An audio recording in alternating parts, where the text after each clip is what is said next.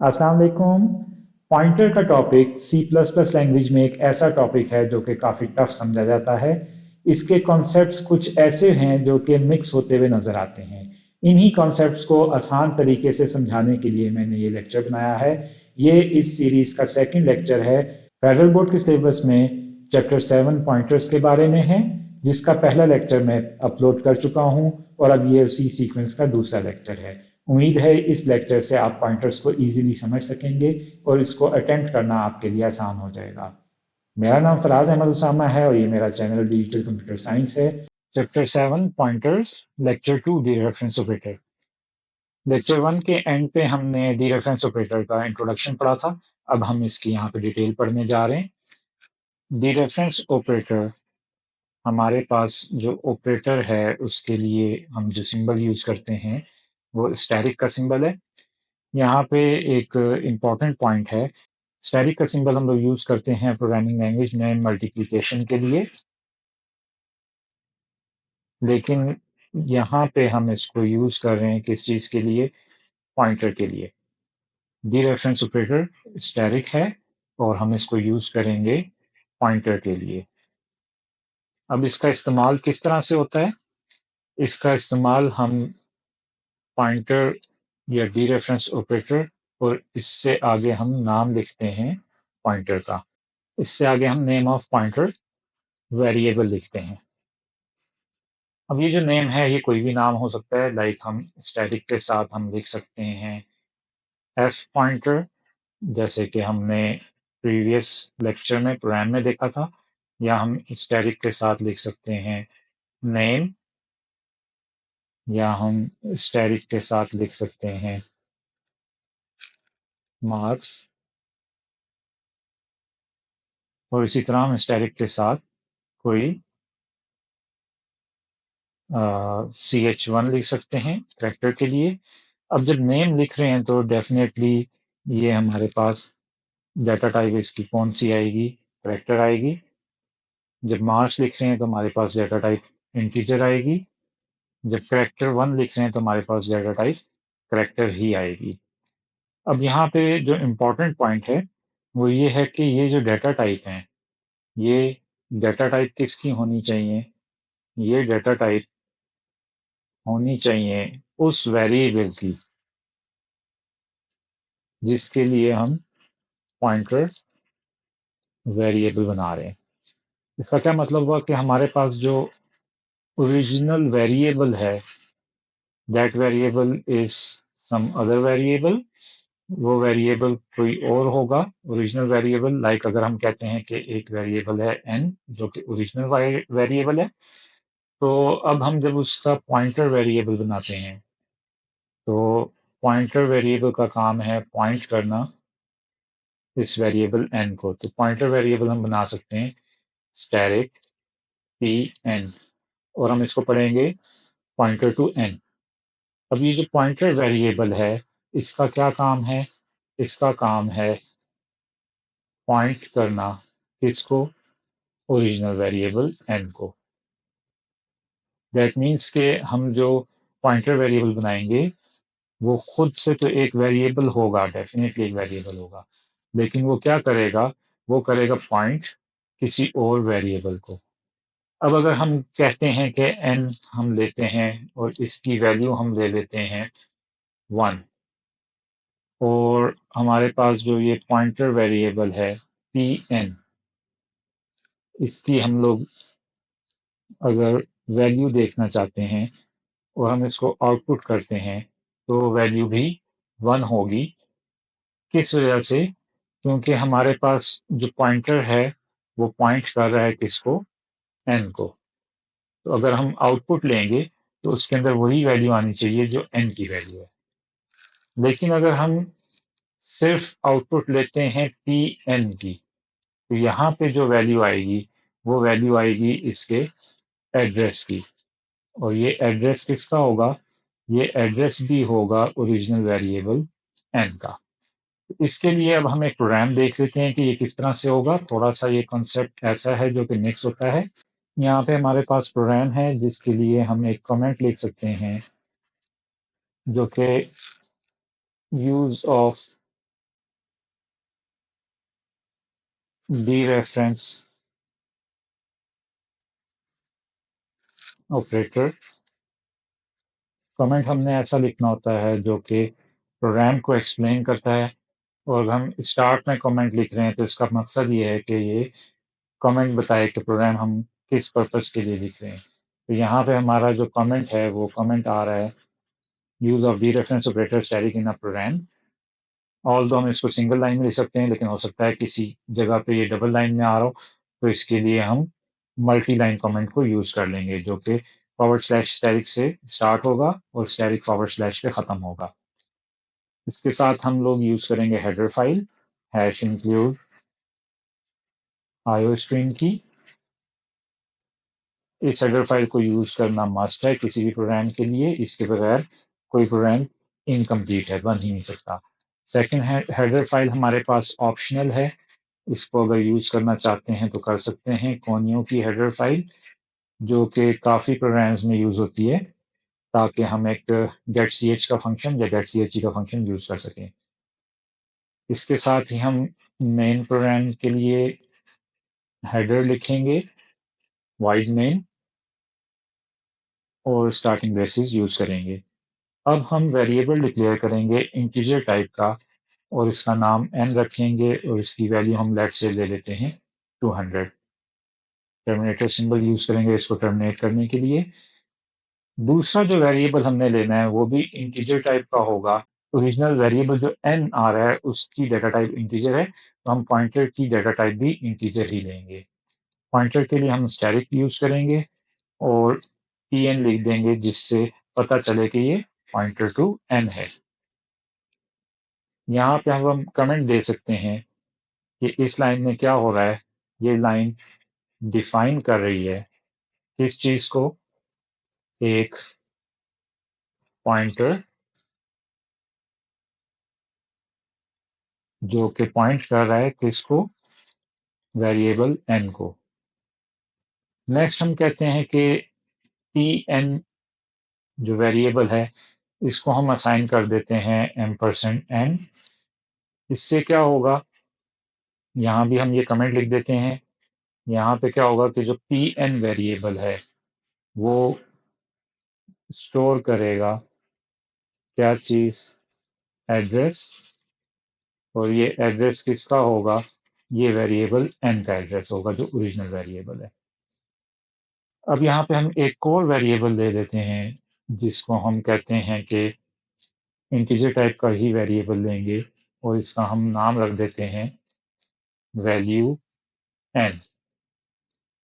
ये एक additional variable हम यूज कर रहे हैं, और इसके अंदर हम वैल्यू असाइन करेंगे स्टैटिक tn की, ताकि हमें आउटपुट से पता लग सके कि ये सही आउटपुट दे रहा है या नहीं दे रहा है। इससे आगे हम आउटपुट करा देंगे वैल्यूज सी आउट से। सी आउट का सिंबल हम यूज करेंगे। सबसे पहली जो वैल्यू हम लोग आउटपुट कराएंगे वो हम एड्रेस की कराएंगे। इसके लिए हम एक स्ट्रिंग कांस्टेंट लिख देते हैं, the address of n is equal to string constant हमने यहाँ पे बनाया है ताकि हमें स्क्रीन पे एक आउटपुट नजर आ सके। और एड्रेस के लिए जैसे कि हम पहले ही पढ़ चुके हैं, रिपीट हो रहा है, n% यूज करेंगे और वेरिएबल n साथ लिखेंगे जो कि ओरिजिनल वेरिएबल है। एक लाइन नेक्स्ट पे आने के लिए हम मैनिपुलेटर यूज कर लेते हैं एंड एल का। इस एंड एल मैनिपुलेटर के लिए हमें हेडर फाइल की जरूरत नहीं है, ये आईओ स्ट्रीम में ही कवर हो जाता है, अदरवाइज आईओ मैनेज की हेडर फाइल के साथ यूज होती है। सेकेंड हम आउटपुट ले लेते हैं जिसके अंदर हम स्ट्रिंग में इसको मेंशन कर देंगे। अब यहाँ पे हम आउटपुट लेते हैं वैल्यू की, तो इसमें लिख देंगे the value of n is equal to, इसको हमने स्ट्रिंग कांस्टेंट बना दिया है। अब हमें सिर्फ ओरिजिनल वेरिएबल नेम लिखना है ताकि इसकी वैल्यू आउटपुट में आ जाए। एंडर मैनिपुलेटर यूज करेंगे।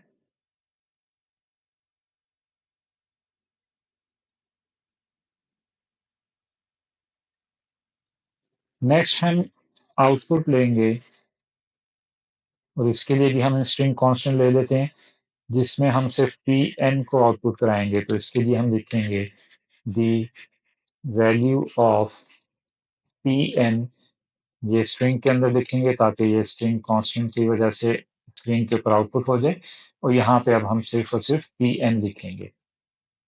अगेन हम एंडल मैनिपुलेटर यूज कर लेते हैं ताकि नेक्स्ट लाइन के ऊपर बाकी आउटपुट आए। इसके बाद हम आउटपुट करा देंगे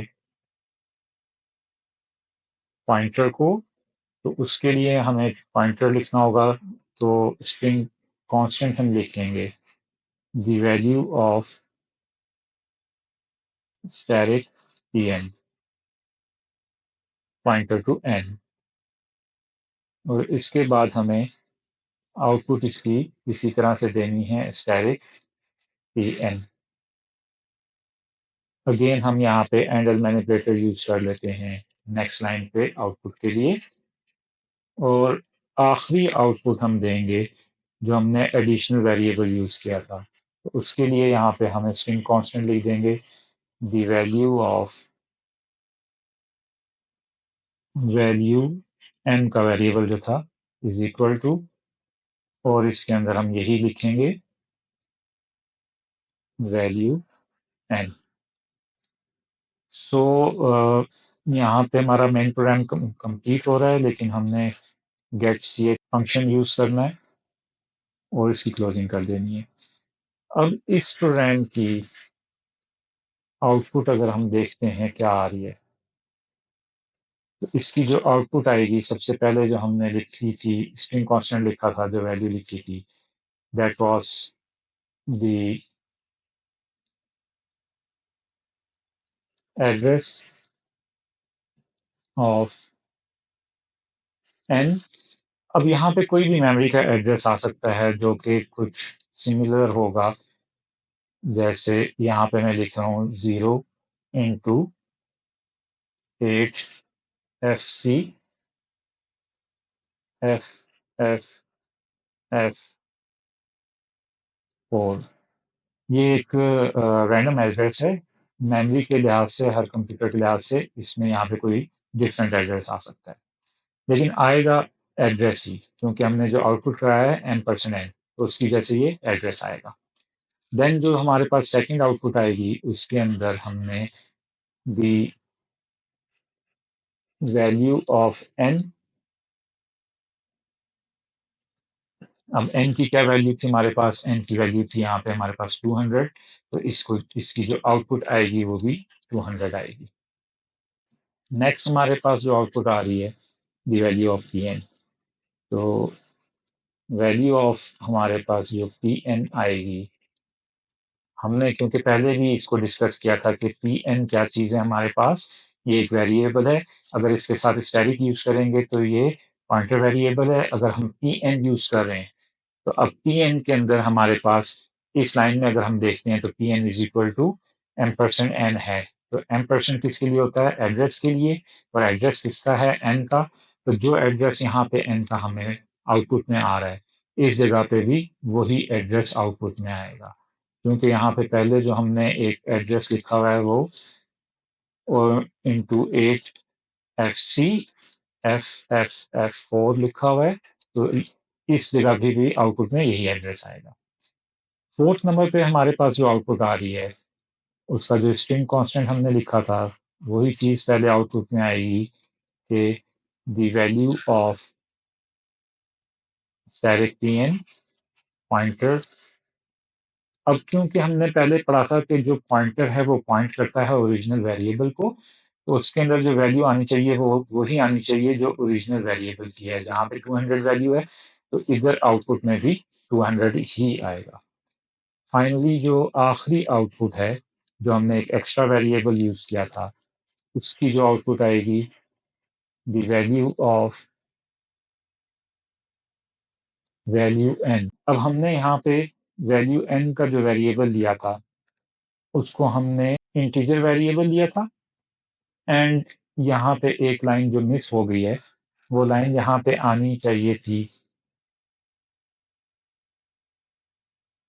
value N is equal to static P N pointer to N. इस लाइन की वजह से क्या हो रहा है कि जो पॉइंटर वेरिएबल है स्टैरिक के साथ हमने उसको यूज किया है, उसकी जो वैल्यू आनी थी वही वैल्यू इस वेरिएबल में आनी थी। अब उसकी वैल्यू यहाँ पे हमने जो आउटपुट किया वो क्या आ रही है 200, तो इस जगह पे भी आउटपुट के अंदर 200 ही आएगा। सो इस तरह से हम देख सकते हैं कि अगर हम सिर्फ एड्रेस आउटपुट कराते हैं तो हमारे पास एड्रेस आएगा एंड वही एड्रेस हमारे पास पॉइंटर वेरिएबल के अंदर भी आएगा। लेकिन अगर हम उसको आउटपुट करा रहे हैं विथ स्टैरिक, तो अब उसके अंदर वैल्यू आएगी जो कि ओरिजिनल वेरिएबल की है। तो इस डिफरेंस को समझना एक इम्पॉर्टेंट पॉइंट है, और ये जो प्रोग्राम यहाँ पे बना हुआ है इसका पर्पज़ यही है कि इस डिफरेंस को समझ सकें। अगेन जो एडिशनल हमने वेरिएबल यूज़ किया था उसकी भी सेम वैल्यू आ रही है। इसको हमने क्योंकि यहाँ पे असाइन किया हुआ है स्टैटिक पी एन, जो कि वैल्यू ऑफ एन के अंदर आएगी, तो यहाँ पे भी 200 ही वैल्यू आएगी जो कि ओरिजिनल वेरिएबल की वैल्यू बनती है। तो आज का लेक्चर इतना ही था, थोड़ा सा ये टफ टॉपिक है, इसको यहाँ पे हम एंड करेंगे। आप लोग अपने क्वेश्चंस अगर पूछना चाहते हैं तो कमेंट्स में दे सकते हैं। अगर किसी को ये लेक्चर समझ नहीं आता तो आप इसको कम से कम 2 से 3 दफ़ा वॉच करें। इससे क्या होगा कि जो चीज़ें यहाँ पे मेंशन की हुई हैं, अगर किसी को कोई कन्फ्यूजन है तो वो इससे ज़्यादा बेहतर तरीके से क्लियर हो जाएगी। तो अगर आपको ये वीडियो पसंद आए तो इसको लाइक करें और कमेंट में बताएं क्या आपको ये लेक्चर आसान लगा या मुश्किल लगा। अगर आप उसको 2 से 3 बार देख लें, एक छोटा सा लेक्चर है, तो आप ज़्यादा अच्छी तरह से इसको समझ सकते हैं। और ऑनलाइन लेक्चर होने की वजह से आपको ये भी प्रॉब्लम नहीं है, आप किसी भी वक्त इसको देख सकते हैं और आप इसको बार बार देख के ईजीली इसको मेमोराइज कर सकते हैं। तो अगर आपको ये लेक्चर पसंद आया हो तो इसको लाइक करें और शेयर करें ताकि ये मज़ीद उन लोगों तक पहुंच सके जो ऑनलाइन कंप्यूटर साइंस पढ़ना चाहते हैं।